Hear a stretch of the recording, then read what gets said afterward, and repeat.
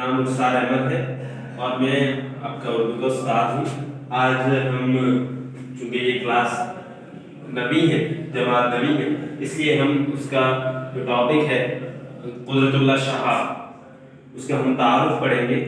और जो हमारे निसाब में शामिल है, कुदरतुल्लाह शहाब एक जाने माने बैरोक्रेट गुजरे हैं और अदीब भी थे, अफसाना निगार थे, सूफी थे, दानिश्वर भी है, क्योंकि उन्होंने बहुत ज़्यादा पाकिस्तान के मुस्तकबिल के बारे में पेशन गोइयां भी की थी।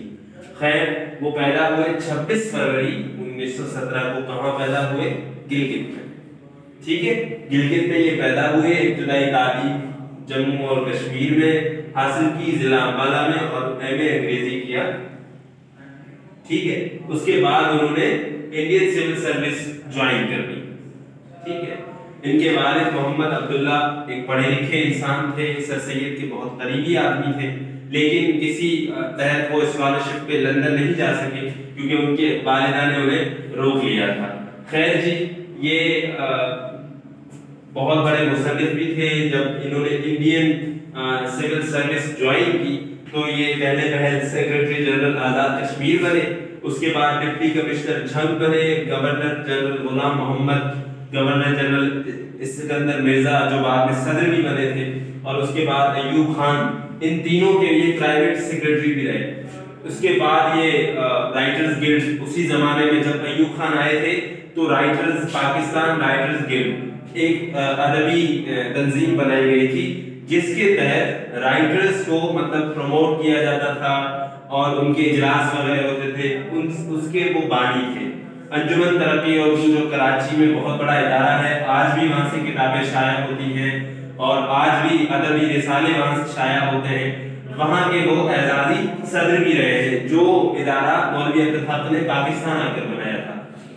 उसके बाद ये हालैंड में सफीर रहे, लेकिन इनकी जिंदगी में एक उतार चढ़ाव तब आए जब वो हालैंड में मतलब वापस आ गए हालैंड से और पाकिस्तान में ही आ गए। इन्होंने ऐवान सदर को दोबारा ज्वाइन किया था। तो जब अयूब खान हटे तो याह्या खान आ गए और याह्या खान से इनकी नहीं बनी, लिहाजा वो वहां से चले गए और अक़वाम मुत्तहिदा के इदारे यूनेस्को से मुंसलिक हो गए। यहाँ पर बात समझने की यह है कि छोड़ा क्यों, इसमें काफी ज्यादा गलतफहमियां थी दोनों की। तो उसके बाद यूनेस्को से मुंसलिक होने के बाद उन्होंने वहां पर मुसलमान, ये इसराइल का इन्होंने खुफिया दौरा किया और वहां के मुसलमानों के लिए बहुत अच्छा काम किया। उनकी निसाब साजी करवाई, जो यूनेस्को से की तरफ से जो मंजूर निसाब था वो वहां जारी करवाया। खैर, वहां पर जब याह्या खान को बहुत ज्यादा गुस्सा आ गया तो ये उनका जीना मुस्तकिल वहां बैनुल-अक़वामी जो ममालिक हैं, जब वहाँ ये इंग्लैंड में रहते थे तो वहाँ उनका जीना हराम कर दिया गया। तो ये इंग्लैंड के नवाही इलाकों में चले गए, वहाँ रहने लगे। वहीं उनकी जो बेगम थी डॉक्टर इफ़त शाह, उनका इंतकाल हुआ और वो आज भी वहीं दफन है। ठीक है, उसके बाद ये उम्र के आखिरी हिस्से में आ गए थे, तब इन्होंने एक किताब लिखी थी शहाबनामा। ये वो किताब है जिसमें हमारा निसाब है, जो हमारे निसाब में जो शामिल है क्या है। तो ये जो डिस्ट्रिक्ट बोर्ड की डिस्पेंसरी एक उन्वान है जो हमारे निसाब में शामिल है, ये भी उनकी आबिदी शहाबनामा नाम से जो उन्होंने आबिदी लिखी है उसी से लिया गया है। ठीक है, इसका लुब्बे लुबाब ये है कि ये घूमते टहलते, चूंकि ये डिस्पेंसर, ये डिप्टी कमिश्नर थे और बहुत ज्यादा मतलब आम रहते थे, तो उसी में से एक बात है ये है कि एक बार ये कहीं गांव चले गए, वहां पर एक डिस्पेंसरी थी। दरअसल वहां पर एक डॉक्टर था जिसने वो पूरे अस्पताल को पता नहीं क्या बना रखा था, गाय चारा चर रही थी और जो मरीज आ रहे थे उसके पास, वो भी उसके अपने जो मरीज अपना मरज तशखीस कर रहा है ये उसके मुताबिक दवाएं दे रहा है। तो डिप्टी साहब, ये जो उस जमाने में डिप्टी कमिश्नर थे, तो इन्हें बहुत बुरा लगा ये, तो उन्होंने उसके डायरी में भी मतलब इनके खिलाफ लिख दिया। जब दोबारा दौरे पर गए तो वो फाड़ दिया गया। ये दरअसल हमारे किरदार की कमजोरी है। उनकी जो तसानीफ है वो है शहाबनामा, याखुदा, नफसाने, माजी और सुरखफेता।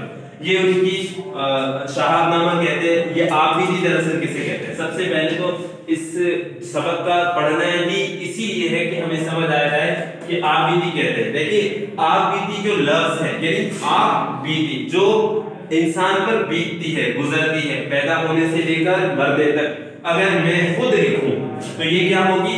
आप बीती। जो भी मेरे साथ वाकया आगे आज के वक्त तक अगर मेरे पास मेरे साथ जो वाकयात हुए हैं वो मैंने किसी डायरी पर नोट कर दिए हैं तो वो मेरी आप बीती है।